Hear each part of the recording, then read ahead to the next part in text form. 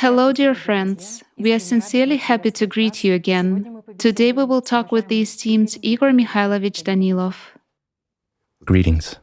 Igor Mikhailovich, in the previous video, you revealed in great detail the question of why, if we don't actually unite, if society doesn't embrace a common goal and a common idea, then unfortunately, we will not be able to resist in any way either the climate disasters or those challenges which our society currently has, as well as the challenges that are coming. And it turns out that the question still remains open today. Will we people be able to unite around a common goal? The goal of living happily? Will we be able to realize that the main value is actually human life, and it is exactly another person's life that should be valued and cherished in the same way as one's own? In the previous video, you also said very important words, a very important truth, that if we have enough common sense, we will have time to do a lot. Why am I making such a reference to this phrase right now? Because it is extremely important. Because when people hear the bitter truth about where we are now, at what point in this coordinate system, and what is really happening to this world, then of course, thoughts of such despair arise in their heads. Is there any chance to change everything? Or maybe climatologists are right when they say that what is happening to the climate today is already a verdict that has been passed on our humanity. Therefore, I would like to begin with this very question. Is there a chance to change everything? Is it still relevant to inform people about the Creative Society project? And is there a chance in the Creative Society, taking into account the current reality and the situation where we are today, to actually save humanity and to avoid those climate disasters? I'll say the following, friends. There is such a phrase, punish not show mercy. So the comma has not been placed yet. I would say that our chances are substantial. And indeed, very broad opportunities are open before us. Yes, I can understand people as well. They're doing a lot, informing others, but people seem not to hear. Yet, on the other hand, my friends, just look at how many people today support the Creative Society around the world. Thanks to you, thanks to your understanding, your efforts, your tireless work. It is precisely your volunteer work that has currently had a tremendous influence. It has even influenced those very journalists and those very climatologists. Just look at what they have started openly talking about now. Yes, so far few of them. But my friends, they didn't talk about it until quite recently. I understand that the climate Cerberus has also played a role. And in fact, those changes, which are happening now, were predicted to happen at least 100 years later. But they are happening now. Thus, many climatologists become aware of their mistakes in the calculations. And this is your merit. Their merit is that they are not afraid to admit it. Why? Because a lot of people find out the truth. And a lot of people have paid attention to the climate. Since in this world, we're only concerned with our own survival. This is really true. The consumerist format drives us into its traps, which, pardon me, are set everywhere in our society. We're like cornered animals. We don't even have anywhere to go. In any situation, whichever we look at, we face some problems that we have to deal with and resolve. We have a problem with justice.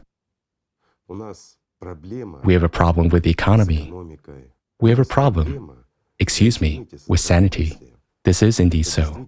When we watch the news, there is such an impression that the world has gone crazy, that we're doomed. They scare us with large-scale wars. They scare us with a nuclear war and whatnot. They divide us and tear us apart. Meanwhile, there is inflation across the world. At the same time, there are various diseases, and many things are associated with them, those which we do not perceive. A problem with food is starting. They say that famine is approaching, and all this is indeed troubling us. But the most interesting point is that this entire fuss, and it's a fuss, friends, despite the fact that it directly affects our lives, it distracts us from the main thing, from the climate Cerberus. Yet now even climatologists and journalists start calling climatic changes the climate Cerberus. This means that they hear you, friends. Indeed, we can do a lot. We have good chances.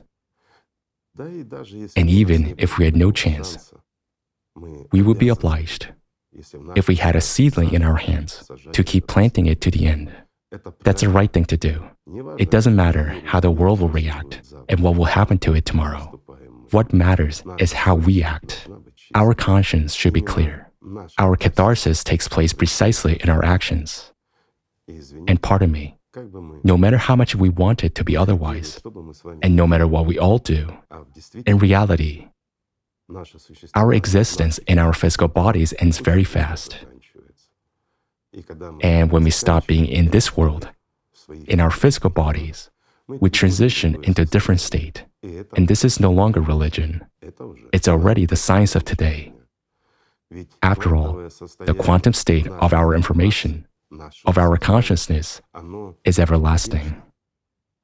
In fact, I'll digress from the topic a little bit, but this is interesting. It makes you think. Think about the fact that energy can transition from one state into another, but it will never disappear. We as humans cannot even create a single quantum of energy. We merely use it. We can get it in various ways. And we can transform it and use it. But it continues to exist, just like all the information. And believe me, no matter how much a lot of people would want it to be otherwise, but all our actions, all our thoughts, and our entire life, it is all recorded as if on a certain information medium and stored somewhere, maybe in the backyard of our universe. This suggests that if we have such a desire, and if science develops, someday we will be able to see all the information about every person, about his every thought, and about his every deed. Yes, this is a bit scary, but remember one thing, friends. It doesn't matter who you are. What matters is who you have become. So if, by going through our catharsis, we remove what has been dominant in us, and we ourselves begin to dominate as personality, as a human, then we can change a lot, even in our after-death fate, as they say. And look, this sounds religious, but this is not religion. This is science. This is what Allatra was talking about 10 years ago, even more than 10 years ago. And just look, only 11 years have passed. That would be more correct. And science is already voicing this. Isn't that interesting? I think it's interesting. It is also interesting in the sense that we, as humanity, are evolving. We're evolving very intensively and quickly. And your contribution is tremendous, friends. It is tremendous also in terms of our spiritual, intellectual, and scientific development. But most importantly, your contribution helps the evolution of our humanity. It is you, precisely you, my friends, who are contributing to making us, the fragmented humanity, become one united civilization. What the Creative Society volunteers are doing right now, as well as many other people, many who are taking part in the Creative Society project, is that we're actually creating conditions for a universal catharsis of the entire humanity. We're removing lies. We're removing filth. This is really so. We call things by their proper names. We have nothing to be ashamed of, and we have nothing to hide. We're people. We're the way we are. The whole world is like that. That's where we have ended up. And we have ended up, before the finish line, which was described to us millennia ago by the prophets, sages, and elders. Thus a question arises, how did they know? We've been talking about this for a long time. We've been saying that in ancient times, people remember the past that had taken place. So when they spoke about our days, they merely described those events which humanity had already gone through. Nothing changes. Everything moves in a spiral. And in order for this spiral to change, we have to apply quite a lot of effort. But we can only apply this effort together. We can. Each of us can, by using energy, our life energy, directed to the entire humanity. And humanity is able to change. And we can already see what is happening. Let's take a look. What was happening 10 years ago? Let's consider that very geopolitics. Yes, I'm not saying that it is good now. No. But what was happening then was perceived by most of us, humanity, as real events, as the truth, so to say. Now, those lies and manipulations which sound from mass media are practically disregarded by people all over the world. People laugh, people look at that, but they stop believing the lies. However, people start believing the truth. Tell me, should any credit be given to you and us for this catharsis, for this purification? Of course, it should be. I'm not saying that it is only thanks to us. No. But our contribution to the process of this catharsis is huge. Yes, my friends, going back to the climate and the events that await us, there is little to be happy about. Yet,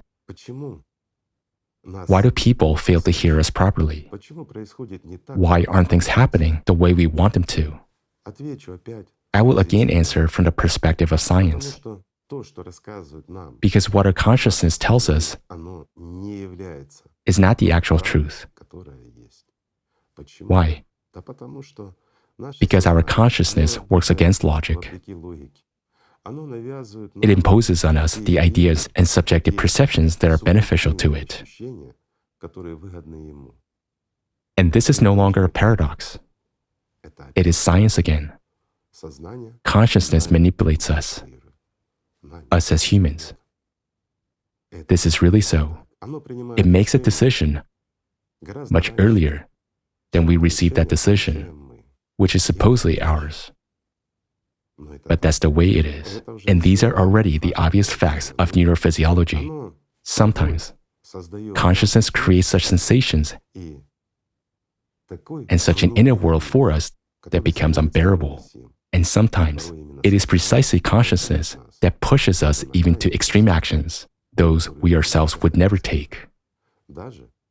Even when everything is fine, it starts telling us that everything is dull, boring, and there's no point in our existence here. At the time when a person is ready to take a step towards the light, consciousness slows him down, drags him into a swamp, and ultimately destroys him. The culprit of suicides, sorry friends, I'll be blunt, is precisely our consciousness. While, in spite of this consciousness, we as personalities, as people, as human beings, we strive for life. So look at the paradox each of us carries, listens to, and obeys our killer. It is our consciousness that makes us sometimes treat our beloved and dear people meanly, abominably, and from the position of exploitation, telling us even in our families that if you do not raise your voice or act this way, you will not be respected, you will not be understood. It cultivates our pridefulness, and we start quarreling with our beloved people. Eventually, instead of love, hatred arises in us, which sometimes even goes beyond any reasonable limits. And the question is, why? And how does it arise? Science cannot answer it yet. Neither is science yet able to explain the synchronization of a thought coming to a group of people. After all, it has been verified so many times when people, who directly or indirectly form a single egregore, receive the same information, even in the tiniest details. However, consciousness immediately erases it, saying, "This is impossible." But why didn't this thought or these actions come yesterday or a month ago, but exactly now, and to specific members of this egregore? A simple question, isn't it? Science is unable to answer that yet, but believe me, it is already being pondered over. Scientists are already pondering that everything is not so simple in this world, that the world is much more complex. And we as human beings are dual. Friends, this is a truth which people in ancient times knew, but then we forgot it. And unfortunately, our, I would say, materialistic upbringing, science, and everything else began to deny it all and just remove it from our lives, calling it heresy from the position of religion and calling it anti-scientific fact and stupidity from the position of science. But now, it is all coming back. And it is coming back literally at this moment. Thanks to you, friends. Thanks to your activity. And this is already a victory. Yes, so far, we see a lot of certain misunderstanding, resistance, but these are certain stages. Not all people have freedom of thinking, whereas freedom of thinking is the control of your own consciousness. When you do not accept the nonsense imposed on you by consciousness, when you accept what you want, when you force your consciousness to work in the direction you want it to, and when you do not succumb to its temptation, even down to the fact that when you're on a diet, if you decide to get rid of a few excess pounds, and it says to you in the evening, eat a chocolate bar, but you're already laughing because you know how this will end, and you don't do it.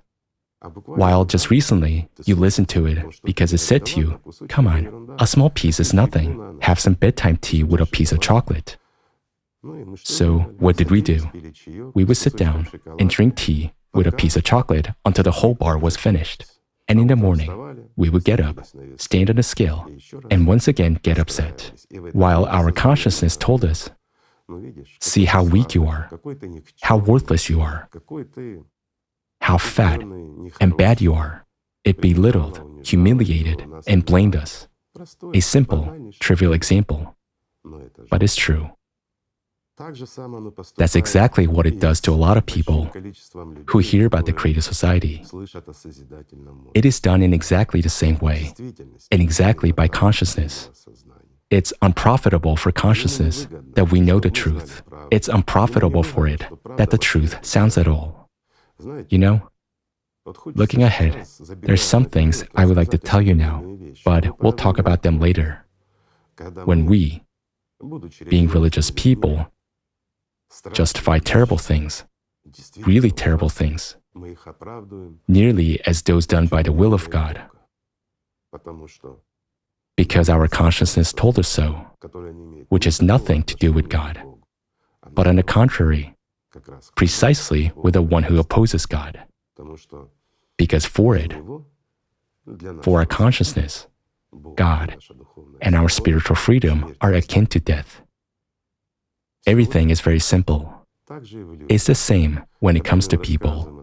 When we tell them about the creative society, disbelief arises in them.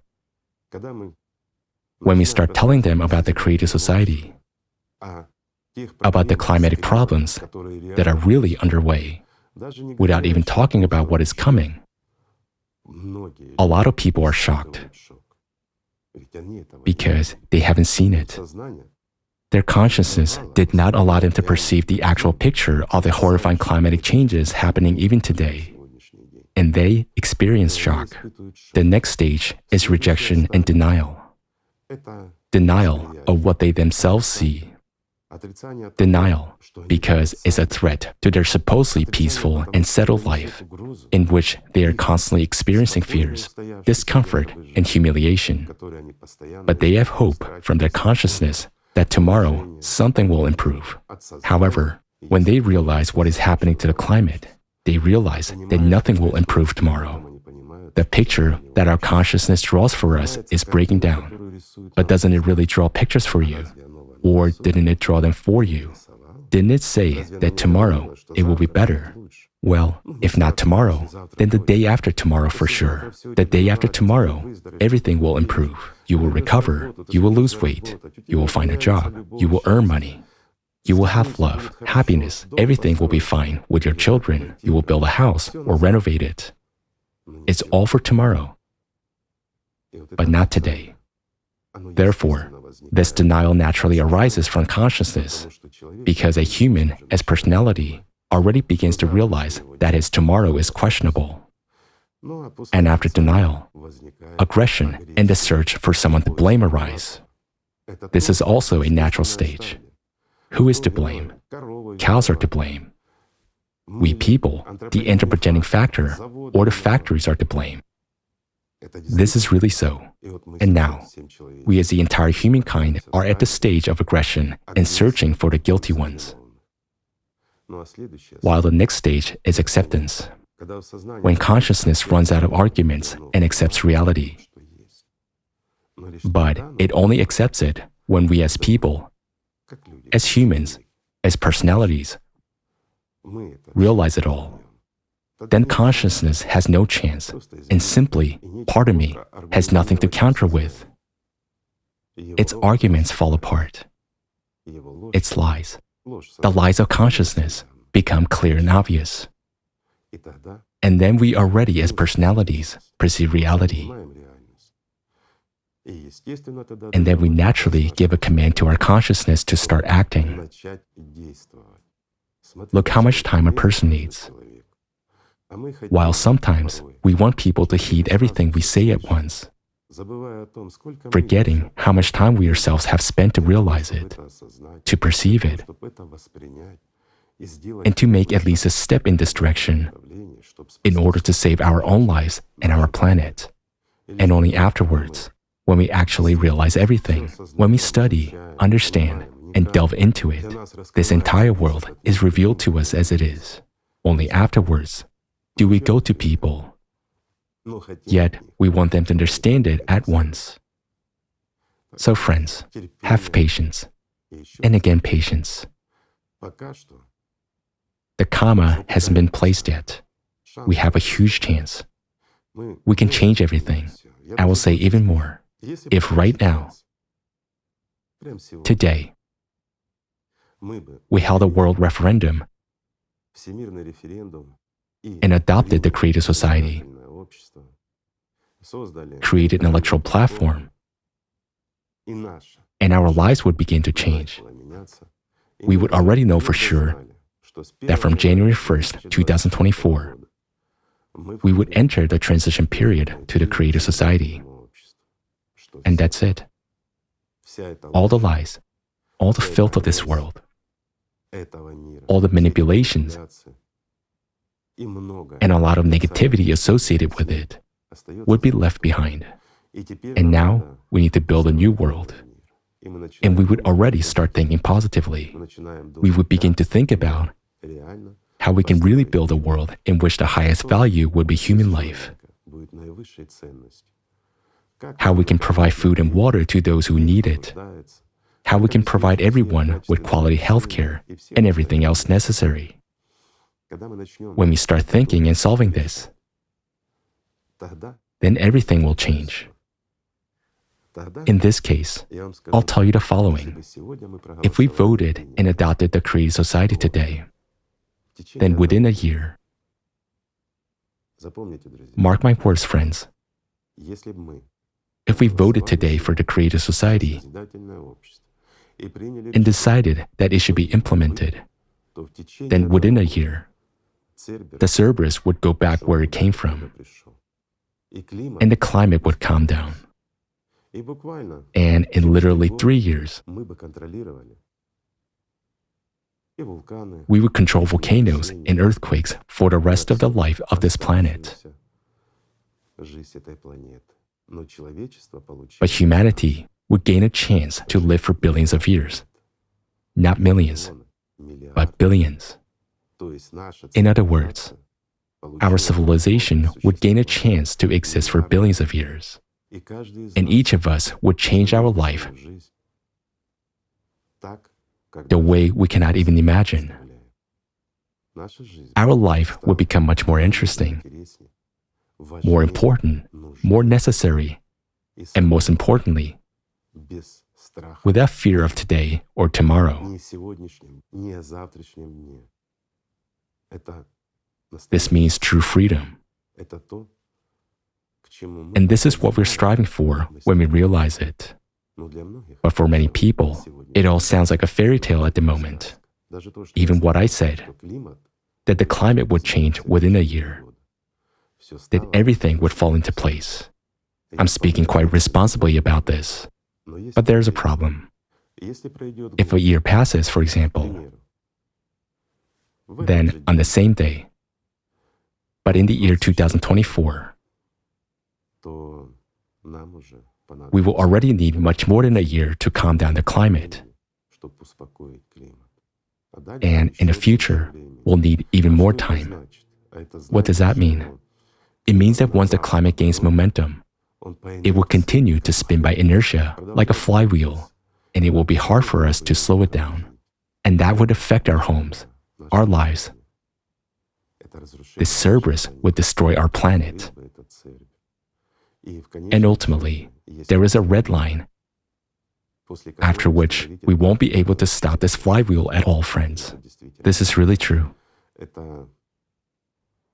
It's a process that will become irreversible. Then all the power will go to the Cerberus, while it has a clearly defined objective. And if now it causes a lot of harm, gaining power with every day, there is less and less power to resist it. How can we resist something that feeds on nature itself? How can we resist something which represents justice itself? But the more volunteers there are, the more people join, and the closer we get to a positive decision about the creative society, the greater force we will have. And by adopting the creative society in a timely manner, we will become one united civilization, and we will have a single egregore. This is not a joke. This is really a single egregore of all humanity. It means that our thoughts and our actions will be directed towards making our life the most important and the most valuable in this world. And by applying our efforts to that, we will be able to defeat the Cerberus. We will be able to restore our planet and to restore order. Let me give you a simple example. Now, there is too much water in some places where it washes away our houses, our cars, and takes our lives. While in other places, water is disappearing. There is a drought. Everything is dying. Sometimes it changes very quickly and abruptly, and in the future, it's going to get worse. But in the creative society, we could use that very condensation of water from air everywhere. A trivial thing. We have already talked about the Sahara Desert. It is possible to build a lot of vertical farms there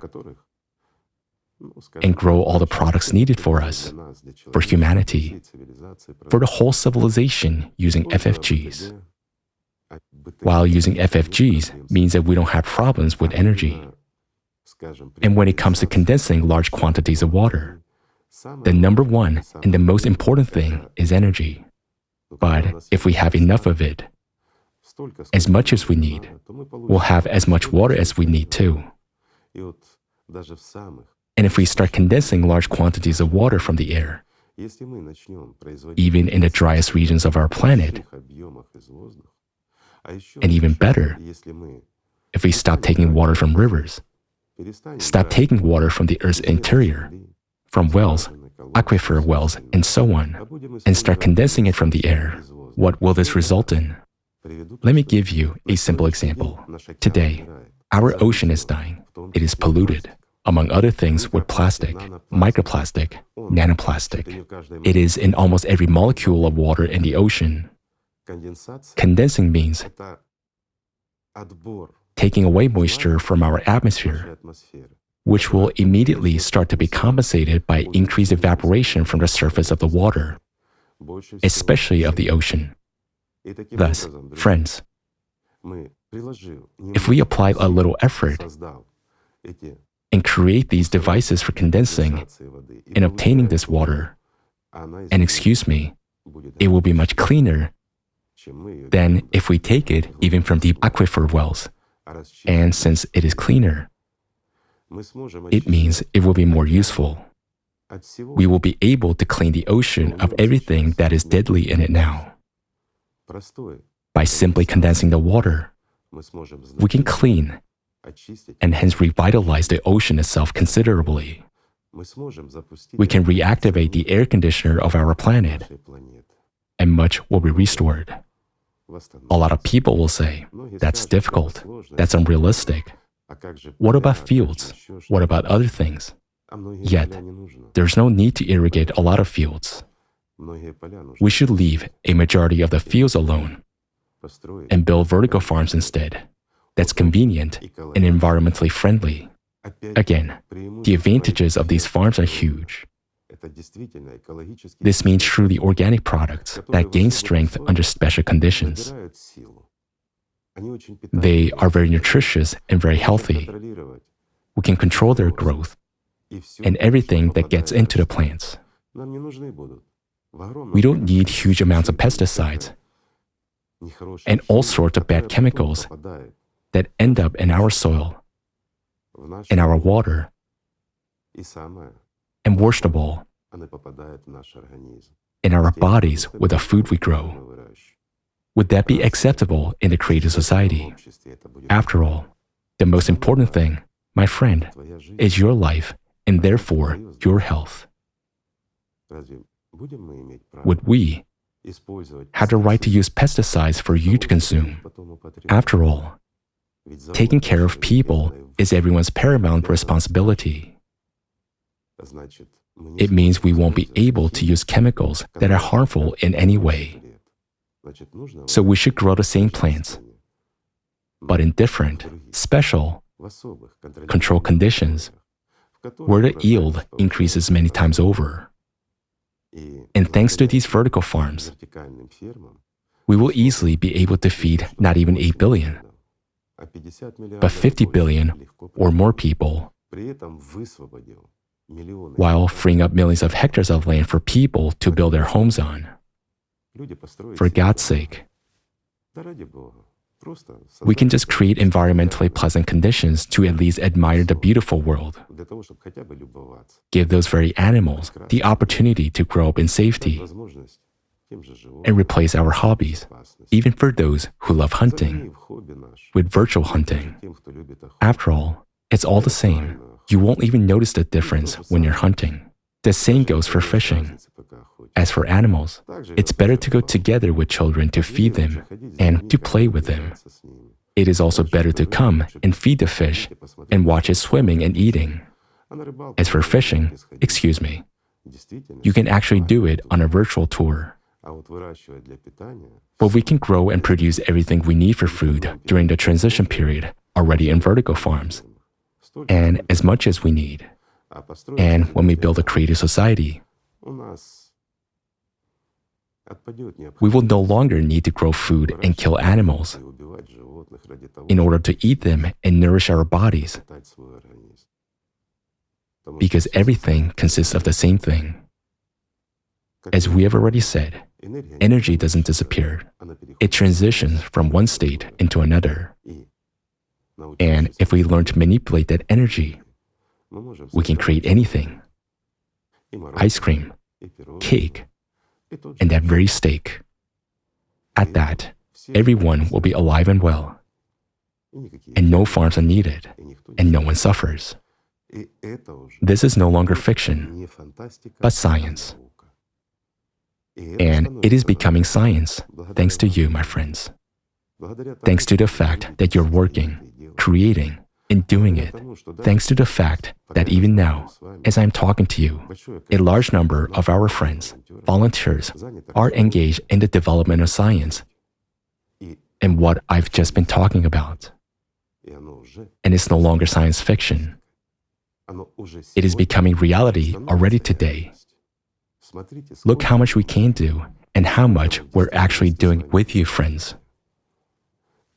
Yes, so far, we're facing misunderstanding, somewhere aggression, somewhere denial. But in the majority of cases, we're facing understanding. And this is already our victory, the victory of every citizen of this planet. This is a chance for all of humanity to finally gain freedom,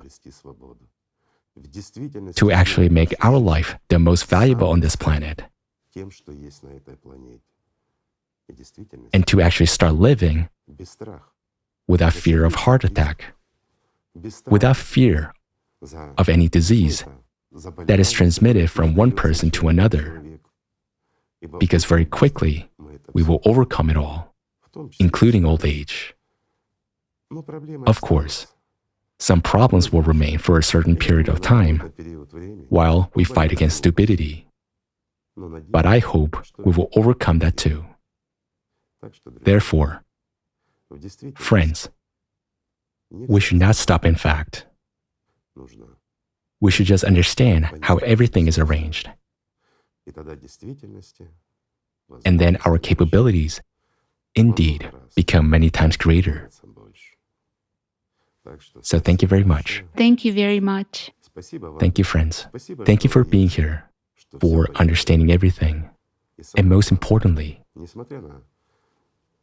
despite all the tricks of your consciousness, you do not give up. You look forward, and not where your consciousness is trying to turn you. Thank you. Peace be with you, friends, and God's love.